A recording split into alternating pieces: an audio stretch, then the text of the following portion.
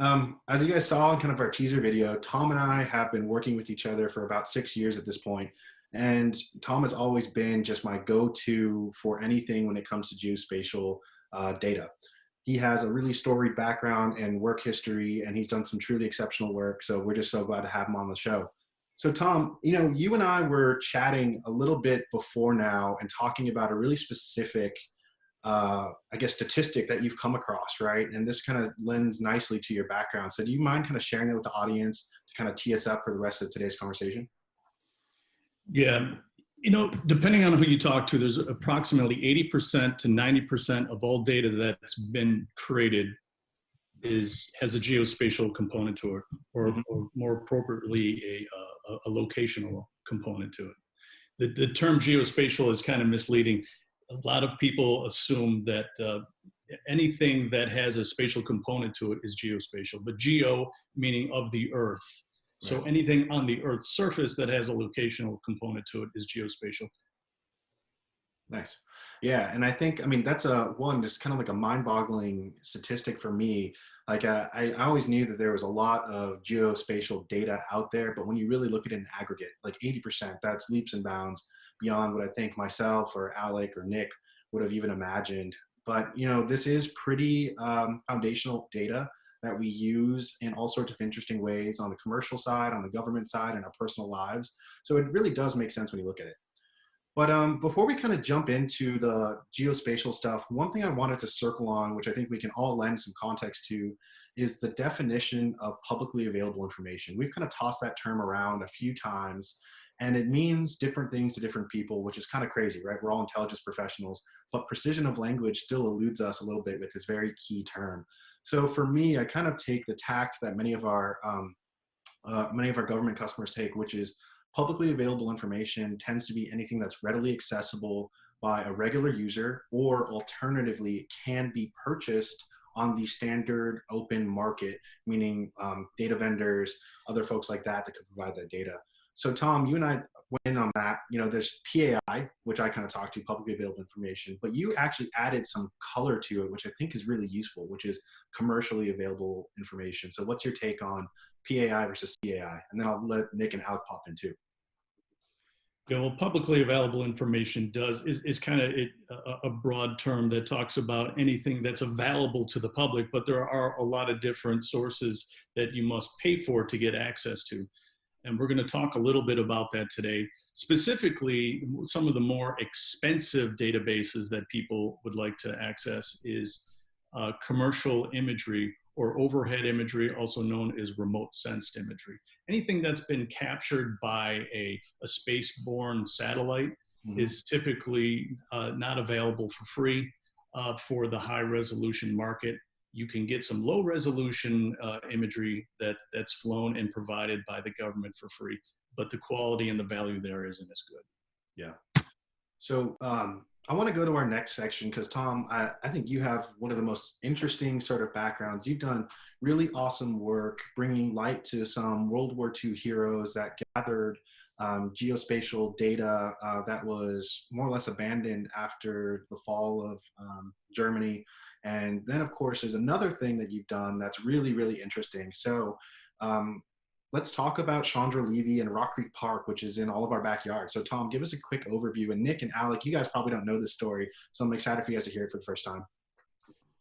Yeah, this is a very interesting time in my life. Back in 2001, for those who, I'm dating myself here, back in 2001, prior to 9/11, there was this major murder case that was happening in the DC area. Chandra Levy, who was an intern for the congressman, I think it was Gary Condit, her body was found in Rock Creek Park. And then 9/11 occurred and it just completely disappeared off the radar in terms of the news media. But in 2010, I got this phone call. I think it was in the spring of 2010. I got a phone call, someone who didn't identify themselves, and they said, "Hey, are you Tom Kay? Are you the cartographer that mapped Rock Creek Park?" Which I was. I started asking questions, and then I put two and two together. I said, "Oh, this is for the Chandra Levy case." Wow. So they brought me down. I became an expert witness for the defense, actually. And what they wanted me to do was create a couple of geospatial products that showed that the park had a lot of terrain to it. And the prosecution was trying to prove that the defendant had attacked several women in areas of the park that were steep. Mm-hmm. So if you look at the graphic that we have here, that was one of the products that I created that showed the entire park was steep. So the premise that that these attacks only occurred where steep areas of the park happened didn't really hold water. The Right. second thing they wanted me to do was to create a map that showed time distance, how long it would have taken her to walk from her park in DuPont Circle all the way to where her body was discovered. Both of these products were made by using open source data. The District of Columbia local government allows for users to access really unique data. And what I did is used LiDAR elevation data. LiDAR stands for light detection and ranging, and it's an elevation model. So you can make some really high resolution elevation models to determine what the terrain of the park was. Yeah. Ultimately, the guy that I was defending was found guilty, and they thought they had. I said walk from her A couple park of years to later, the jailhouse park. snitch that played a key role in his conviction was thought to be lying, so the defendant was deported. Yeah. But geospatial data is being used in all walks of life, and especially in court cases like that. Yeah. Yeah. So, I mean, you're really a foremost expert, always someone that I lean on when I have questions. But let's jump to our next slide, which will bring us to something we can all really talk about. And this is something the four of us have chatted about, which is Tobler's Law, and it's the first law of geography. So actually, I'll put Nick or Alec on the spot. You've heard us talk about this enough. What is Tobler's Law actually when you read it out to us? Yeah, so I mean, I've heard this quite a bit from Tom, in other presentations we've done, but everything is related, and near things are more related than distant things, and this is something that comes in, that we come in contact with our product, right? Where you're deciding where you want to come out of. Obviously, you want to get the results that are most relevant for that area, and I think this is a great law for us to look at when looking at these different information. Yeah. So Tom, dig in on Tobler's Law for us a little bit. You can add some really cool color. You have some good graphics here that kind of demonstrate a couple kind of no-brainer sort of examples. So then we'll get into the more interesting stuff later on. Yeah, as I showed here, it's simple in its presentation, but the whole idea is pretty profound. If you think about it, it all started in nature. Professor Tobler had discovered that in nature, if you could see one element, you would also see another element that's associated with it near to that place. So for example, with this hummingbird, they co-evolved together. The interdependence that they have between the two of these particular entities, if you find one, you're going to find another. With a hummingbird with a very unique and long beak like that, can only pollinate a specific flower. So if you see one, you're definitely going to see the other. Right. Same with the check cashing store. You're probably not going to see a check cashing store in a really wealthy neighborhood. Those are usually reserved for the poorer parts of the country. Right. So and then finally, that map down at the bottom there, we call that a choropleth map. That shows the obesity levels in the United States. And it's typically associated with places that have a hard time getting access to good supermarkets and good foods. Also, the epidemiology associated with that, you're going to find with the COVID pandemic, those places are probably will probably suffer more than others due to the comorbidity rates. Yeah. So let's actually double tap on that, right? COVID-19, something top of mind for all of us as we're working from home right now. So this new slide we threw up here is showing commercial telemetry data. So this is ad tech data. Alec and I actually have access to some ad tech data that's really interesting and used, in interesting ways. We'll leave it at that. But the idea here is ad tech data has been kind of something very new to the, everyday citizen, right? New York Times, LA Times, and other major periodicals have started putting out information detailing exactly how these ad tech providers are sharing location data for pretty much every smartphone in the States, but not only that, but in the world, right? It's anonymized and so on. But yeah, talk us through that kind of screenshot you have on a map of the United States, Tom. Yeah, this map here was published by New York Times, which, you know, we can definitely talk about the source of this, because a couple of months ago they were panning how we've lost a lot of our privacy. But if they wanted to make a story about how they can track the movement of people, they can easily have no problem accessing the same source of information. Yeah, I think it's like a pot calling the kettle black sort of thing. Like Alec, you and I were going point to point on this, and I guess what was your take, Alec? You had a pretty sharp kind of edge to your kind of opinion as to uh, if these guys should be utilizing this data given the hardline stance they took before. Well, I think it's a bit hypocritical, right? You know, the articles that these major newspapers were putting out a few months ago was, you know, pretty scathing as far as condemning this type of information and how it can be exploited. And now they're using it for their own benefit as clickbait around coronavirus. So it's just not a great look as far as consistency, in my opinion. Yeah, exactly. So in terms of the tech that's being used here, so if you happen to have a smartphone, which, you know, I think most people do. Yeah. Anytime you download a new application to your phone, some of them will say, hey, can you share your location with us? Some of them you need to. Google Maps, it's not going to work unless you share your location. So that information is being sold to private companies. It's, you know, quote, anonymized, which could ultimately show how people migrate and where people have gone. But it's sold as ad tech, and it's very valuable to a lot of people for different applications. And here you can see that, you know, people in Michigan are moving a lot more. And if you watch the news, you could see that they seem to be the angriest people going to the state Supreme Court there. Yeah, it'd be really interesting to actually do an overlay, maybe a heat map overlay on top of this, and show nexuses of COVID-19 populations based on what we're seeing in terms of movement patterns. I'm going to guess, like going back to Tobler's Law, that those two things are very much related, right? It'd just be an interesting little deep dive. 100%, yes. So let's go, let's jump into something that we've all used in a past life, and that's going to be satellite imagery. So Tom, you have a really cool overhead here, and this actually comes from a project you and I both worked on. I'll add a little bit of color and you can kind of go over the top because you were really leading the effort, but we were working on monitoring the cessation of hostilities within Syria. The idea there being there's a ton of information coming out of all sorts of data sources that are indicative of the ceasefire being violated, and where are they occurring, who is actually conducting the various activities within the video, and then what can we generally tell about the threat actors doing the work there. So do you want to add some more color as to kind of some of the assets we used? Yeah, absolutely. So just to to frame it a little bit more, we were referring to Syria. So there were, as most people recall, Syria has been a hotbed for strife over the last 10 years at least, and Russia has been very active in trying to, quote, stabilize the region.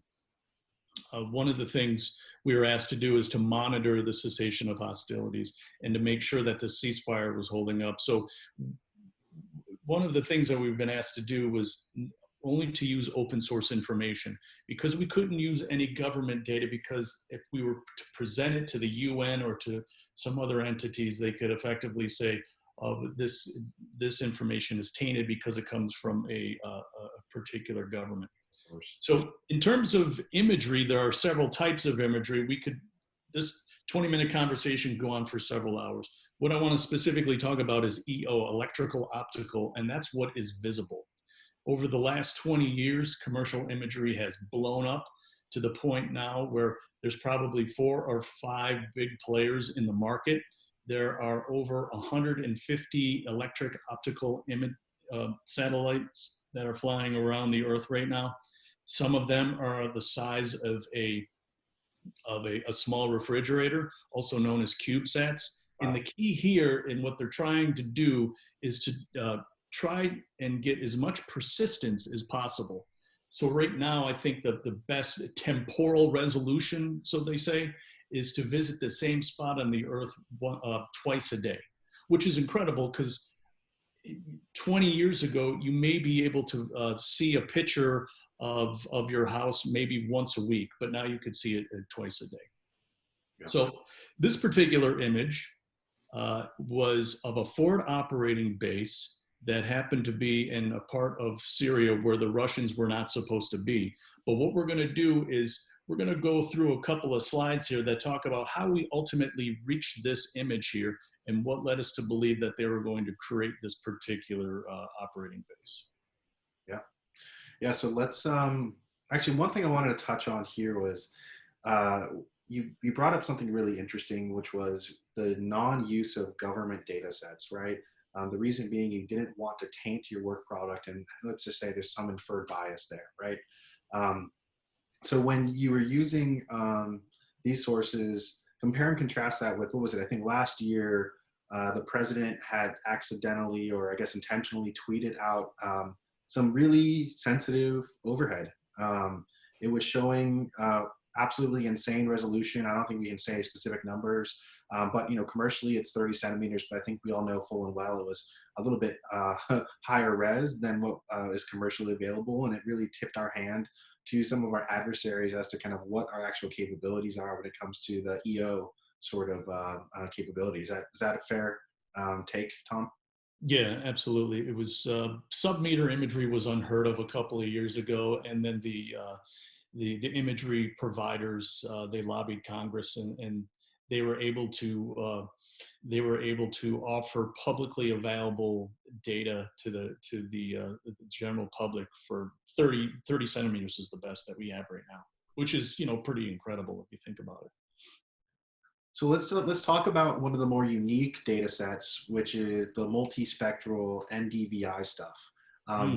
This image honestly probably looks like absolutely nothing to the average viewer, but yeah, talk us through it, because this is crazy. And Nick, you have a great example of how to use this on a law enforcement side, but Tom, talk us through it. So NDVI, normalized difference vegetation index. I know that's a tongue twister, but essentially what it is exploiting different parts of the electromagnetic spectrum. A lot of these satellites are using near infrared, and when it is flown over like a farmland, you could look at the health of your crops, because it measures the amount of chlorophyll that happens to be in your plants. So this is flown over the world at least once a day. Sentinel imagery, it's European Space Agency. They're one of many. The United States has their own. The US Geological Survey flies their own. But essentially what it does is farmers can subscribe to this imagery and see, oh, this plant, my plants need more water, and then they'll go out and they'll water, or they'll do the appropriate health and care to make sure that they're yielding the correct amount. Or you could use it for this particular scenario. Right. A couple of years ago, President Erdogan in Turkey had put a congressional referendum up to say, I want to spend more time as president. And it didn't go well in many parts of the country, and they started protesting. So because we weren't able to access the protest in real time to get an idea if it was actually happening, we exploited this imagery, and we were able to do a before and after, and we determined that, look at all the damage that was done in this particular park where this rally was supposed to occur. And based on the damage to the chlorophyll, we could then confirm that this rally did indeed happen. Yeah. And this is something that we consider in the industry, we call tipping and queuing. Tipping and queuing meaning we're using low resolution imagery, which is 30 meter pixel for this particular one. And you can't really see too much in it, but you knew something happened. So if you get an algorithm going, looking at all of your low resolution imagery, and you see a large change detection, then you've been tipped off, and then you can queue larger scale and higher resolution imagery to then confirm that something did occur. Right, and that's kind of the name of the game, right? When you are a clever analyst making the best use of resources available to you, it's all about really thinking about the problem set that you're trying to tackle and approaching any which way you can with, a low resolution data set, a high resolution data set, whatever you have available to you that is applicable against that target set, you know, rack your brain and think hard. What is the signal that I can derive from that? So just kind of a little bit of tradecraft thinking out loud there. But Nick, you and I, when we were going through this, we talked about a really unique use case, and it seems like a no-brainer, but it just did not click to me until you mentioned it. So how can law enforcement or other organizations that are maybe more resource strapped that can't get overhead imagery use this sort of stuff for some really interesting use cases? Yeah, so I've used this in investigating illegal marijuana grows. You know, a lot of people are on the fence of, you know, whether or not we should be investigating marijuana cases, but what we found is that there's a lot of really dangerous people that are operating these and taking advantage of the legal marijuana market by having these illegal grows. So what we've noticed is that these, you know, these plants appear very differently with satellite imagery than any other crop would. So what we've done is use this to, you know, identify as it's changed, you know, how big are the plants getting, how much are, you know, how much growth are we seeing, are they having a successful grow? And again, when looking at this overhead imagery, we've even seen people, you know, setting up grows in national parks, where obviously we don't want that happening because it can, you know, it's an invasive species, it can destroy the national park. So, you know, these plants appear very uniquely to, you know, this type of imagery. Yeah. Yeah, that's wild, and that's a great use of it. Definitely out of the box, something I would not have thought of, but now that you kind of talked through it, it's a no-brainer. So cool stuff there. Feltry, you've been a little bit silent. Do you have any thoughts on kind of this particular, I guess, data set? I know while you were overseas, you had actually some real cool stuff, but can you find this applicable in any way? One way that I would think that you can probably employ this, if you know an area that, you know, a military unit's sitting in, and you have interest in it, and it happens to be a wooded area, you can probably look at the chloroform, or the chlorophyll rather, map there, where you can see how they're moving around the compound they have set up, what waste patrols are entering and exiting the compound. It's just another way to gather that data. Yeah, really, really cool. So let's jump into our next one, which is terrestrial imagery and video. And this is probably the one that gets us as a group pretty excited, because there's some really interesting data sources to exploit and collect from, and additional unique companies that are bringing some really interesting offerings to the market. So Tom, this one is just, I think, a personal favorite. You and I, we use this resource with the Syria project in some depth, and the fidelity of the data and what we're getting out of it was insane. So kind of talk about what we did here. This one was really cool. It was something that no one else had really done, and the fact that we had access to locals was incredible. What happened was, what we had seen is social media is a great resource, but you know, the veracity is always in question. Mm-hmm. So someone would post a picture of a bombing that occurred by a supposed Russian airplane, and they would post it to social media. Sometimes they would put location information on it, and sometimes they wouldn't. So we discovered that there is a service called microtasking, which they employ local people, they pay them a fee, and they give them coordinates to go out and take photographs of an event or a place.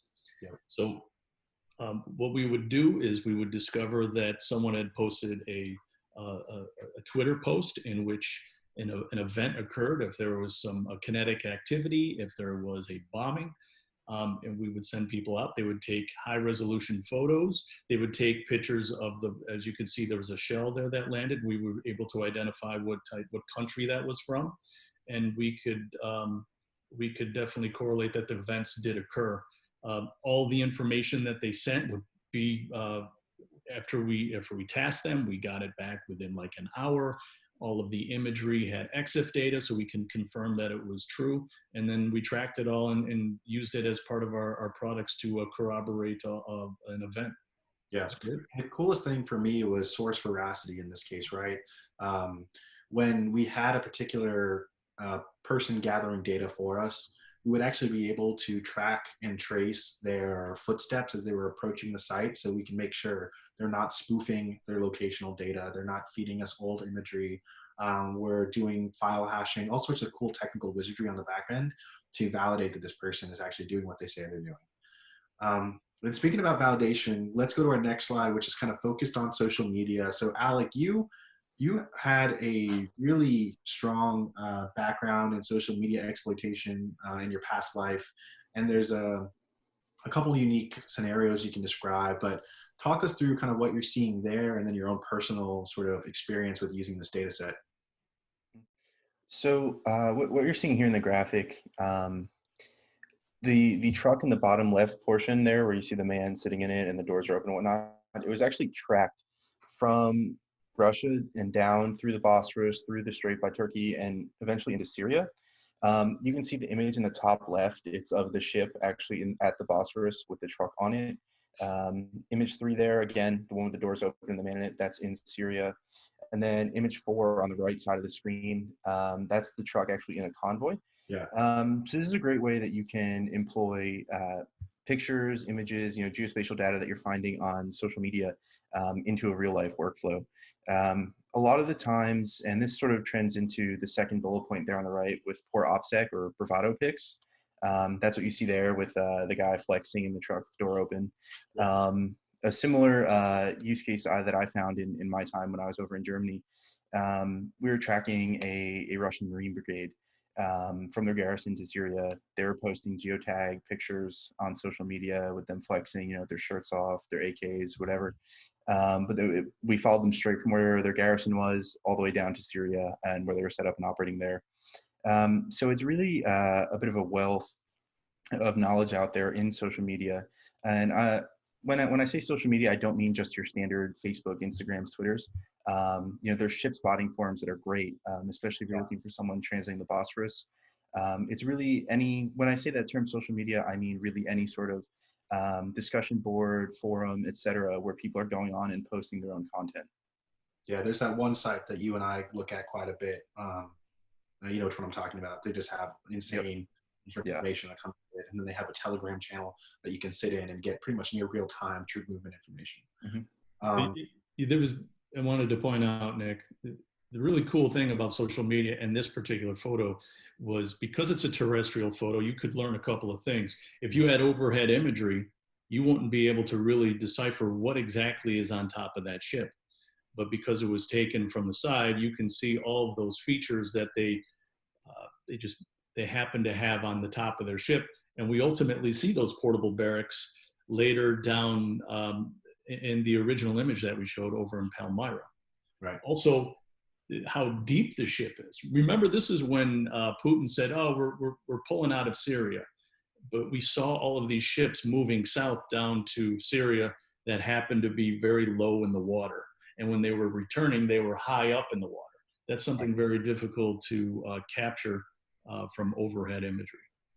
Yeah, exactly. That sort of offloading of whatever it may have been. I think we all know at this point it's weaponry and equipment and so on and people. You can't get that from an overhead, so yeah, spot on. So let's jump to our last slide before we go into kind of the contest and wrap up. So unstructured data. This is kind of like the squishiest sort of data set because there's a lot that needs to be applied from an analyst's kind of subject matter expertise and understanding what is being said or shown. You can't just use NLP or machine learning to throw it at the problem. There's a lot of stuff that you need to dig into further. So Tom, do you want to talk about this kind of unstructured data and kind of the utility a human brings to this problem set or this data set? Yeah, so geospatial data is usually typically imported into a geographic information system, and they really like everything to be nice and tidy in a tabular format, or it be points, lines, or polygons. But in social media, what you'll find out is either it's geotagged on purpose, or they will mention an event, which, by proxy means it's only one case. Like I give the example here, running the bulls, we know that's in Spain. So if you mention events, then ultimately that would mean that it's a location. And sometimes the image may be of some place that if you weren't quite sure what it was, you could do some reverse image search and find out exactly what that place is. But this particular instance we're going to go back to Turkey when they had that referendum. Mm-hmm. And tying into last week, Nick had talked about government databases. And the government of Turkey had put out the results of the referendum. We had seen this, we're like, okay, there's going to be some unrest. So let's use the geospatial data set that they provided in the lower left-hand corner, figure out where they said no to this referendum and do a geofence around there for social media, because those are the people that are obviously going to be the most upset about the results. And based off of that, we were able to determine, or able to rather pick up these social media posts. And the one on the upper right-hand side says, hey, let's protest. We're going to meet at these particular parks at these times. So we got some spatial information, we got some temporal information, and this is a tipping and queuing exercise. And we were able to point our satellites at this particular instance and capture a lot of the events as they unfolded. Sometimes we weren't fortunate, and that's why we had to use that multispectral data. Yeah, it's crazy how full circle we've gone in just a few slides, right? Yeah. All right, so let's talk about last week's contest. So we actually had a contest that was geospatially oriented, wasn't intended, but worked out just fine for today's episode. So I had someone email me saying, well, I guess the question was, what is your most interesting geospatially related find, article, whatever it may be, shoot it over to us. So this one particular submission was a pretty cool one. And I'm curious if you guys have heard of it, but basically a security researcher loaded up a Red Ryder wagon with a bunch of phones with Google Maps and Waze on them running. And the researcher moved their way through a particular town, and based on the tight grouping and slow pace of the individual with the cart, they artificially created a traffic jam on those various kind of traffic and routing sort of GPS systems, which is just, I mean, pretty cool and impressive. I would have thought that they would try to counter this in some way, shape, or form, but this research alone just kind of shows they're not as clever as we thought. So what's everyone's take? Nick, Alec, I'll start with you guys. Yeah, I find this really interesting because it's almost like a misinformation campaign, right? Like this guy's trying to show that this route is super congested. And it's almost, yeah, like, he's tricking people into believe that that it is super busy and that you shouldn't take this route. Yeah. I think it's wild that this is possible. There's no deconfliction apparatus in these GPS apps. Yeah. But I think it's great if you're trying to predict a route that someone's going to travel, whether you're a law enforcement and you're trying to follow them, or you're trying to set up an ambush even. If you can force someone to know where they're going to be at a certain minute in time, that's hugely impactful. Yeah, that's exactly that's key. What you just said. Just you can manipulate the information to get people to do what you want. If they're looking at their phones, they're like, "Oh, this street is backed up. I guess we're going to have to take another one." So yeah, that's great. Yep. Yeah, such a cool example of that data just being manipulated. I really like this one submission. So for the winner, you'll see an email from our team, and you can choose a $25 gift card, and we'll send you a swag box once COVID starts to settle and we feel good sending you something that may have some germs on it. So let's talk about this week. So this actually came up, I think. Who came up with this one submission? Was it Alec or was it Nick? Who thought of this one example? This was Alec. Yeah, I think this one's me. All right, you tee it up. This is your contest, man. All right.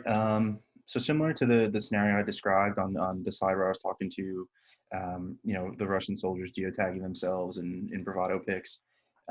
We'd like you to provide a cool example or even a funny example of an OPSEC failure that you've observed. It can be anything, work-related, personal life, anything that you came across in your research, and we'll pick the best one as the winner. Yeah. You saw a couple of examples today we were talking about on our internal Slack channel, the app Untapped. Yep. Yeah, that's a good one. Yeah, Strava data. That's a lot of those. I'm not going to give them any more away because these are some easy ones, but man, there's a lot out there. Yeah. Does anyone have a good war story? It doesn't have to be about you. It could be about a friend or something that you're aware of. Does anyone have a good story?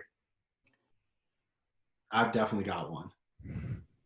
All right. So when I was undergoing an investigation for something work-related, my investigator was a generally pretty young individual, and I was working on the edges of the field, and I was curious, like, what does this one individual who's supposed to be the arbiter of this investigation look like on their social media profile, their professional profile? So I don't like the way this is going, man. I can tell. So I did some work on that individual, and I was taking a poke around. This is only using OSINT.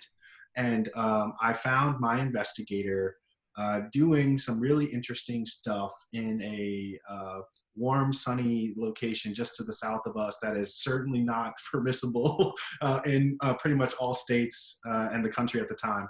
So I was going through it, and I was just like, I sent the dude a private note when we were finally in a meeting. I was like, hey man, I just want to let you know you should probably lock down XYZ profile. There's some stuff out there that's a little bit unsavory that you might not have realized is publicly visible. So the arbiter of this investigation ultimately did not have great OPSEC, and it was just like, it was easy to find too. So that was a fun one. Cool. All right. Well, Tom, thank you so much for joining us. Always fun to pick your brain and kind of talk about some of the work that we've done. Nick and Alec, do you guys want to say any kind words before we let Tom take the stage for the exit?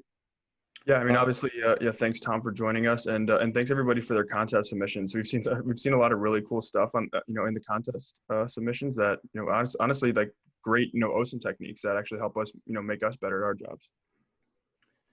Yeah, I just want to give a shout out to Tom. Thanks for joining us. It's great being able to discuss this topic with you.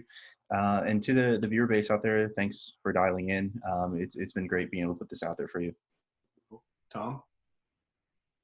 Thanks, guys. This is a great opportunity. Fantastic program. I can't wait to see what you guys have up your sleeve next.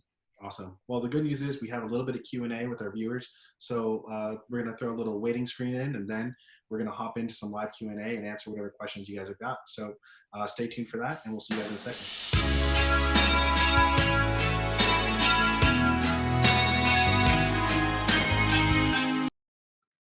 All right, Tom. So we are live with our question and answers, and we've got some really good ones that have come in.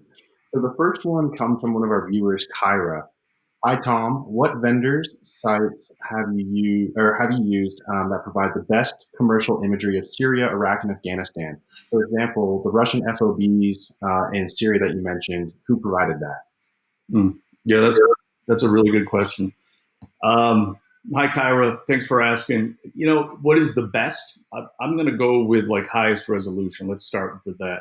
In terms of what's available domestically, your two big imagery conglomerates would probably be Planet Imagery and Maxar. Maxar acquired a lot of some of the more famous commercial imagery providers like Digital Globe, GEOINT, Iconos, and Worldview. And Planet, they acquired Skybox and Rapid Eye. They all have excellent revisit rates and high resolution imagery. And then if you wanted to go foreign, you could always go over to the South Koreans, the Israelis, some European companies as well. And I think the Indians as well has great imagery. Yeah. So thanks for that, Tom. So another question that came in that I think is really good for both of us, because I think we have a little bit to share from different perspectives. But Jackie Jackson asked, do you know of a tool that has the ability to geolocate a photo from social media or any other medium? So if I can start, I have some ideas on tools, and I think you probably have some great ideas on techniques. But from the tools perspective, I think you and I both love Wikimapia. There's something to say about Wikimapia, which is we believe it's run by a Russian organization. So be wary of using that in terms of your source and trusting the veracity of it. But it has proven to be very valuable in many situations that I've used it for. The other ones being just Live UA Map is a good one where people are geolocating social media and providing precise telemetry as to where photos and videos are being taken and placing it on a map based on some visual cues. And then, Tom, am I missing any tools before you jump into the techniques sort of the house? Not in terms of actual sources for sources for foundation data is OpenStreetMap. That's crowdsourced. Yeah. And that helps you identify features that are on the ground. In terms of techniques, I would use a lot of other crowdsourcing data providers. Reverse image search is something that I would use to help understand identifying other landmarks in the photo as well. Yeah, that's the big one, right? Like, there's a lot of unstructured data that oftentimes gets shared in social media. Like, for example, I live in Washington D.C., and if I'm on social media, I might not post my location, but I'll say like, "Oh wow, this Pilsner at Blue Jacket is awesome." If you're a clever analyst that knows your target set, right, you can very easily piece together, okay, where is a place called Blue Jacket that has a relationship to beer? In the known area that my target operates in, right? It just kind of is relying upon that tradecraft and domain knowledge that you've built as an analyst to kind of piece that stuff together. Tools can only. We were talking about relationships, and it's all about relationships. One of the founding tenets of geography. Yeah. So we had an interesting note just regarding access to the session. So Eric, you mentioned that you weren't able to get the link on your email, but if you use your personal address, you got it immediately. Stay tuned. We should be doing something to make this a little bit easier for you. But our next session in about 2 weeks, I think we'll be able to give you that link without having to have you reg to that email opt in. Um, Another another interesting question that we got was just with regards to the Chandra Levy stuff. Can you talk a little bit more about some of the outputs that you put together? I think you mentioned the topographical map. Any other cool kind of artifacts or foundational data that you generated that you want to talk about?